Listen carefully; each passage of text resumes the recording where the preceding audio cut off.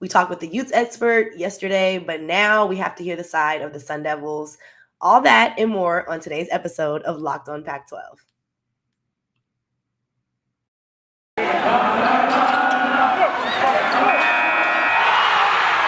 are Locked On Pac-12, your daily podcast on the Pac-12 Conference. It's the Locked On Podcast Network, your team every day.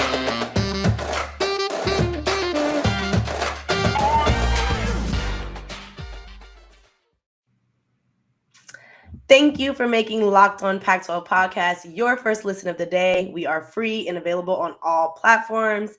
Today's episode is brought to you by RockAuto.com. Amazing selection, reliably low prices, all the parts your car will ever need. Visit RockAuto.com and tell them Locked On sent you. I'm your host, Cindy Robinson, former Pac-12 student athlete, Washington State to be, exact. And then I am joined by Conner Dreos from Locked On Sun Devils. Conner, I already know this is going to be a rough one for you today.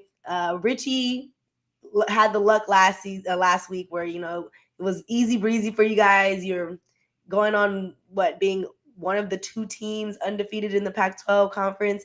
And now Utah has taken that away from you guys, and they are the lone team that is undefeated against Pac-12 opponents. First, you have to tell me, how did you feel on Saturday?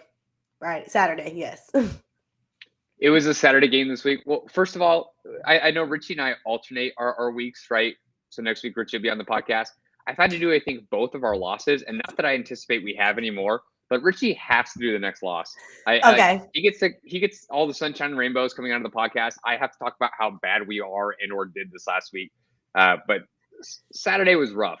You and I talked a little bit before the podcast. I might have jinxed us a little bit. I'm not saying that's why the reason we lost. Herm Edwards certainly didn't talk about it in his presser, so I'm not on the hook for it. But we were up.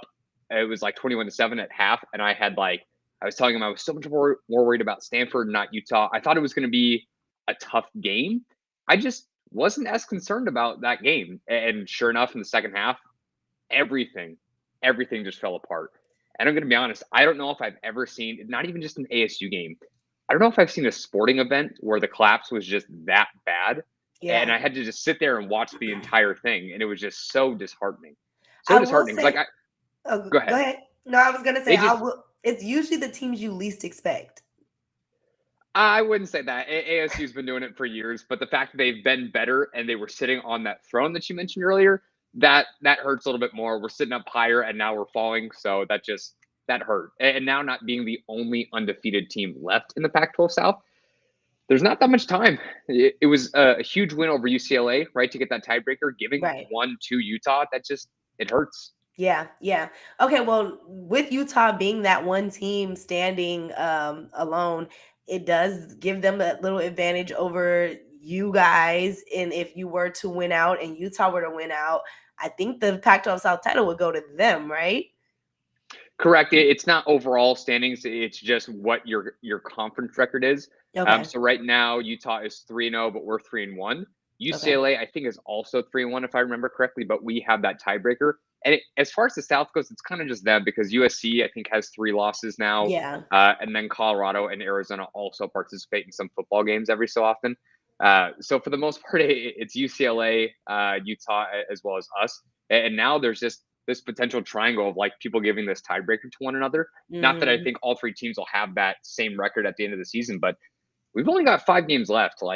You just can't afford, if you're to lose any game, you've already beaten UCLA. If you would have just beaten Utah, if you would have just beaten them, that would have been so huge. Because even if you lost to I don't know, in Oregon State and how good their offense was throughout the rest of the year, or potentially USC if they get some players back healthy, you don't know. But now that you're dealing with the other teams that are as good and or better than you, and you're giving them that tiebreaker, that's just so huge. So yeah, well, Utah has a tough matchup this weekend against Oregon State, so there's a chance for that balance to restore itself in a sense. You guys might all have the 3-1 record after this weekend.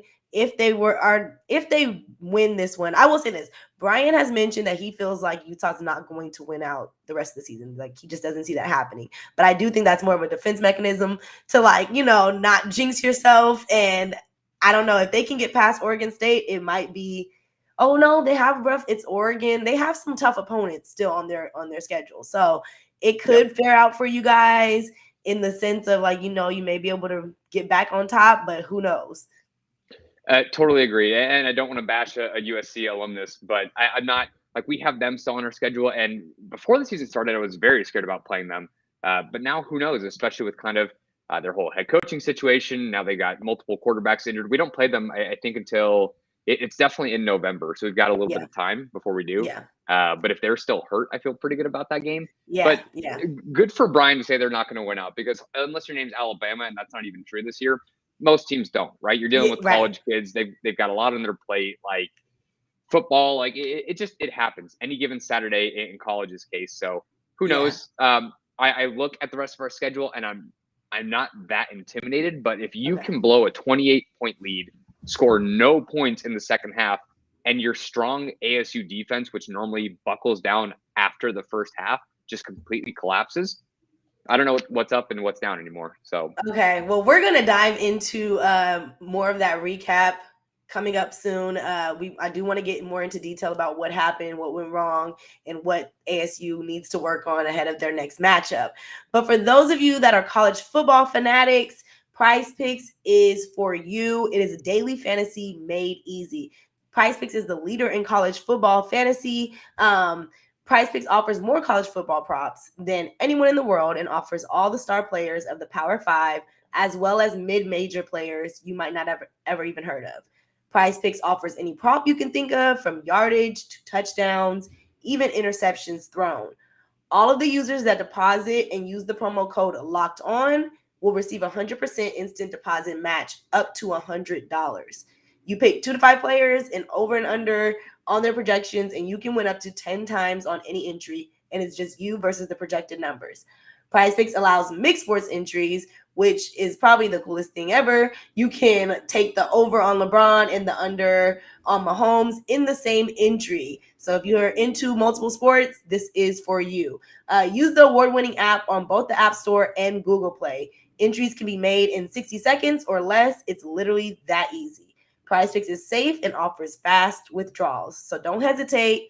Check out prizepicks.com and use promo code LOCKEDON, or go to your app store and download the app today. PrizePicks is daily fantasy made easy.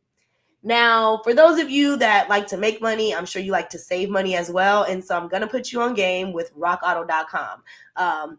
They are a reliable company that has been helping do-it-yourselfers for over 20 years. They're a family auto business, and they basically provide auto parts for you for low prices and less amount of time as far as getting your parts.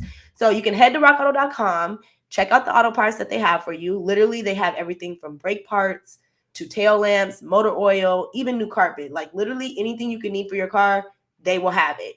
You can go explore their easy-to-use website today to find the solution to your auto part needs. And the best part about it is you don't have to be someone that knows a lot about auto parts or any of that. Like, it's a perfect place for the everyday person who just may need a cheaper alternative to get auto parts and things done for their car. So go to rockauto.com right now and see all the parts available for your car or truck. Write Locked On in their How Did You Hear About Us box so they know we sent you. Amazing selection, reliably low prices, all the parts your car will ever need. rockauto.com. And a quick shout out to you for making Locked On Pac-12 podcast your first listen of the day. We are free and available on all streaming platforms. So definitely continue to check us out and make sure we are your first listen of the day. Okay, Connor. So we talked about how, right now the standings will probably be affected, at least in the near future.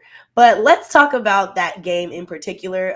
Brian and I broke down from the Utah side of things, everything that went wrong. And he kind of mentioned about things that, ASU went wrong. One of the things he did say was that ASU looked very undisciplined. And I think that, 13 penalties for 115 yards? Yeah, let's talk about that right there. Wait. I still have to talk about this. This is a fresh wound. Yeah, I don't. I'm sorry. You got to give me until at least like 2022. I can't do this again. You got to relive the pain so you can get past it, and prosper. Well, it's not even that game. When you talk about penalties, reliving that pain feels like a weekly thing. They were a little bit better the previous few games, but to start off the first 3 games of the year, they were, I think, either the most or second most penalized team in all of college football. All of college football. Like I that doesn't happen accidentally, right? No. So I guess in one sense, if you have a young team who's now coming in, they're starting, like you have a bunch of freshmen or maybe I don't know, redshirt sophomores or something. They didn't have to play in front of an audience last season. But that's not the case for ASU. They have so many veteran players in this defense, so many seniors that are returning. I just don't get how it happens. You're not going to go a game without a penalty. That's not what we're looking for. Right. But how you have 13 penalties, and I want to say 9 of those were on the offense as well. You can't blame the second half on just the offense or the defense, but I mean, they were just shooting themselves in the foot consistently. So what's a little bit frustrating is you hear Herm and staff kind of talk about the penalties afterwards, and it's like, well, they're just undisciplined. Well, okay, who's getting in their ear and talking to them about it? Like, for the most part, it's got to be fixable. Yeah. Unless it is a cornerback who is getting beaten coverage, and instead of giving up the touchdown, they decide to get PI. Okay, that happens. Yeah. Maybe every so often your tackle, they start to get beat by the defensive lineman. And instead of like letting Jaden get hit, they hold him as well. Something like that. Those penalties happen, but that's not what's happening here. It is just a total lack of discipline. There's been several times where there's been drives where it's like multiple offsides in one single drive. Like, you guys know the snap count. I don't understand how you do that. So it's been incredibly frustrating as a fan. I know the coaching staff's not sitting on their hands just saying, well, it'll probably get better, or we hope it'll get better. They know they can't win football games, so they continue to do that. We may not have another UCLA on the schedule or maybe another Utah, but USC might not be the pushover that they think they are today. Just because their overall standings or the records say what they are, that doesn't mean they're not going to get healthier and they're going to be a much tougher opponent. Oregon State, we've talked about the last couple of weeks, is going to be super good on their offense. And if our defense plays like they did the second half against Utah, I don't feel good about that game either. So the penalties are incredibly frustrating. It's something they absolutely have to clean up. At least just if the penalties happen, we have to understand why it's happening, or at least what can we do to fix it, because we're just not seeing those adjustments at all. Yeah. Okay. So, penalties were one issue, but the whole second half going 28-0, 28 unanswered points. How do you, for one, go without scoring for two quarters straight for a whole half, and then can't stop the opponent at all? That's, that's a lot to take in. And then I think the other thing that I want to point out is that I don't know if Utah is the best team that ASU has faced so far. And so to see that they kind of buckled against them, what would you feel like what was that? I'll at least say, I'll always give credit where credit's due. If we just got our butts kicked, we're going to come out and say that on the podcast. I'll put that out on social media. Like, we're not going to hide that. Yeah. I don't think Utah's the better team. I'm curious if we ask Brian what he thinks as well. Like, we played so good in the first half, and it's not that stuff just doesn't happen, but 28 unanswered points.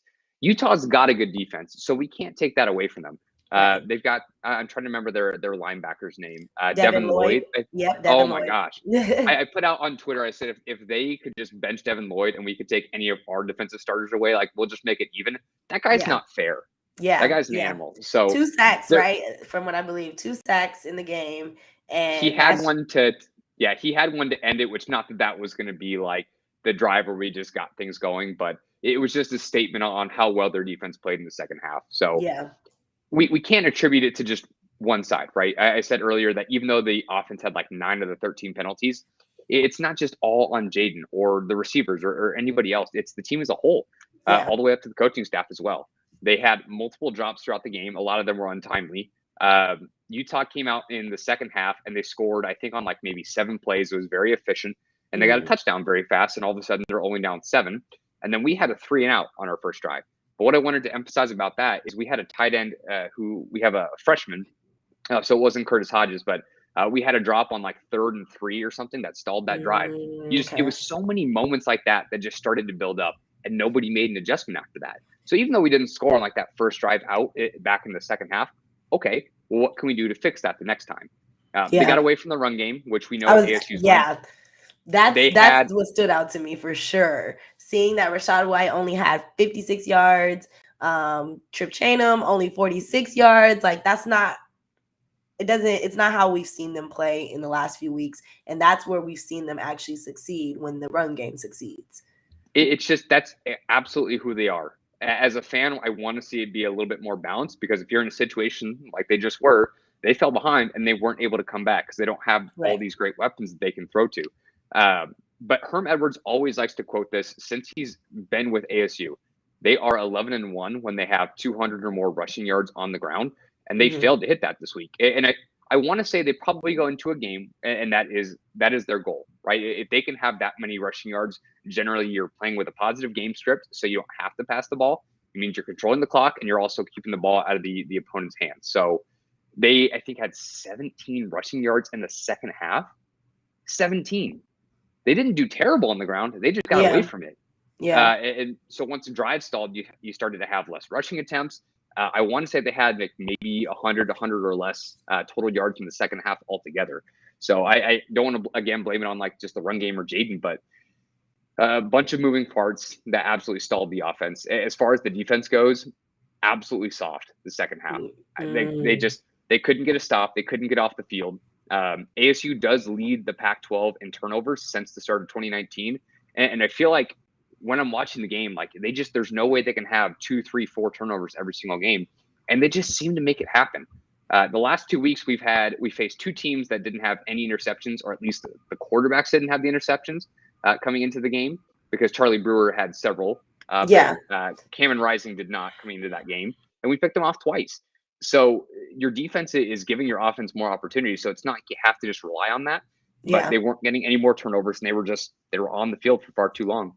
Yeah, and the funny thing too is, I mean, not funny, like not funny. Okay, ironically funny. Well, no, I'm just saying, like, you mentioned that about picking off Cameron Rising, and that is a strong suit of the defense from ASU, because that game against Stanford, he had no picks going into that game, and he got picked off 3 times. Yep. 2, but 3 times on paper. Either way, though, it is very clear indication that we may need to see some improvements happen, or just to fine tune up in practice over this bye week. But we're going to talk more about what's to come for ASU and like what they can look forward to for the rest of the season. Going to let our fans know about a great product called SweatBlock. For those of you that may have some issues with sweating, or because it's not hot anymore, right? So if you get like anxious and nervous and then you start to sweat, then this is a product for you. Okay, sometimes deodorant just doesn't do it for you, and so you need to try some other things. SweatBlock wipes are a great product to use. They don't really interfere with your everyday routine or anything. It kind of just can easily put it in. Basically, you use the wipes at night, go to sleep, and then wake up in the morning, wash your underarms as usual, use deodorant still, and go about your day. And you should see a change where you're not sweating excessively, or more than normally. I mean, more than a normal person should, in a sense. For a few weeks now, we have been talking about SweatBlock wipes and letting you know about them. I've told you that I've had success using them, but we also had some like testimonies from random people. And so one is a success story from a soccer player. He heard us talking about SweatBlock and thought it was too good to be true, but he has always been the wettest guy after practicing games, like literally soaking wet, which I can attest to as a former athlete. Like, it gets like that. You know what I mean? You're putting in work and you're going to sweat a lot, but sometimes it can be a bit much. So he thought he'd give SweatBlock a try. He tried it on his armpits. In the next practice, they were dry and everything else was still wet. But, he definitely saw an improvement where he used the SweatBlock wipes. So if that doesn't make you a believer and will make you at least want to try, then there's a bunch of reviews on Amazon that you can go check it out for yourself. So stop excessive sweat for up to 7 days per use. Doctor created, doctor recommended. Definitely go try SweatBlock at SweatBlock.com. You can get 20% off with the promo code Locked On, and then you can also check it out at Amazon and CVS.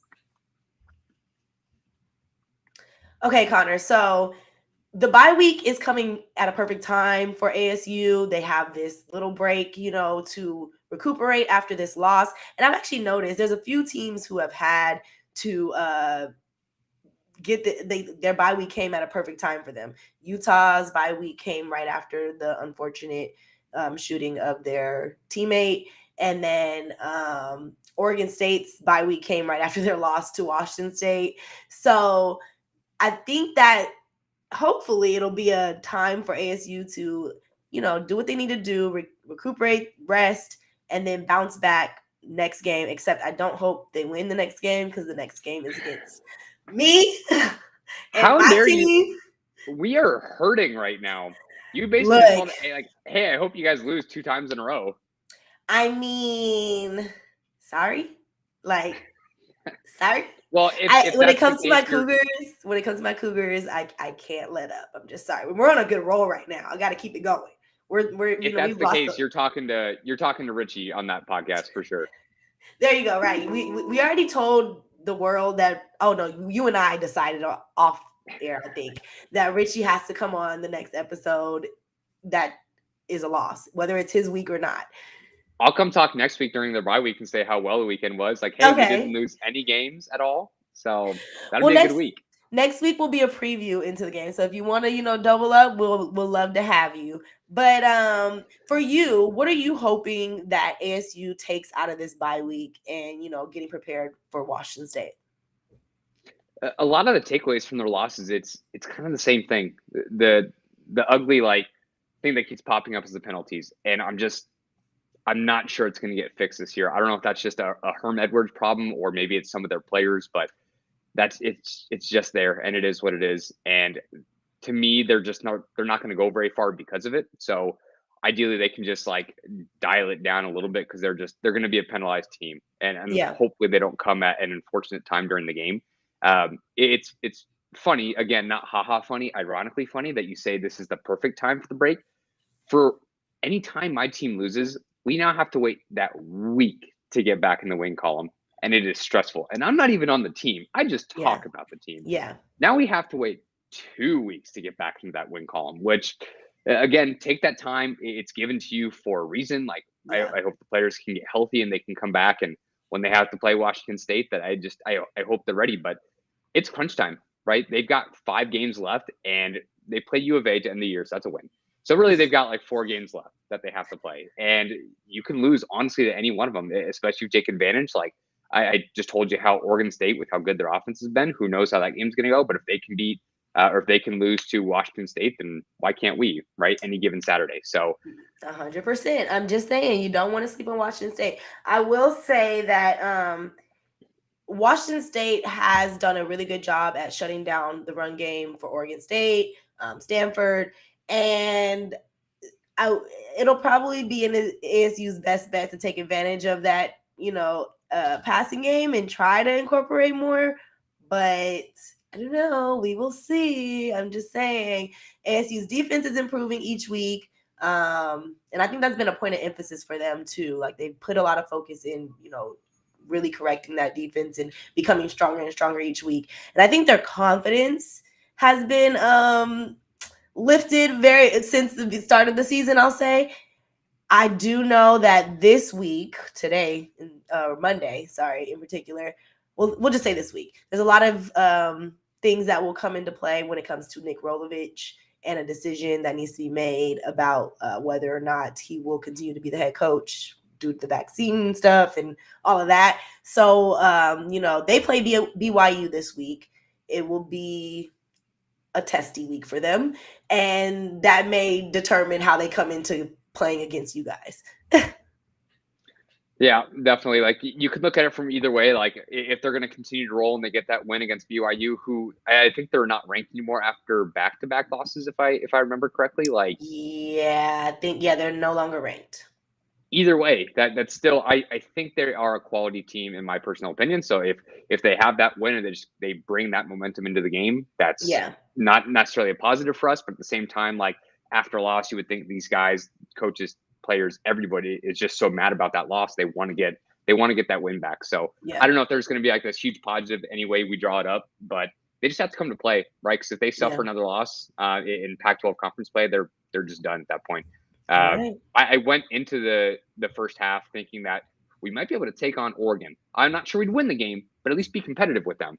And then literally 2 quarters of football later, the sky is falling, and I don't think we were even in the same conference as them anymore. So I wouldn't say just that, because Oregon just played a Cal team that to me is not worthy of, being competitive against Oregon or ASU. Yep. And they honestly didn't secure that win until the fourth quarter. So depending on how they do as far as their progress in the next few weeks, you might be able to keep up with them more than you think. You just never know, though. But at this point, we all know the Pac-12 is very chaotic. You really don't know what you're going to get with these teams week in and week out. Right when you think you have a, dominant team, a team that's going to be a clear favorite, something comes out of the left and switches everything up. So at this point, making week-to-week predictions seems a little bit more difficult than most of the conferences, I would say.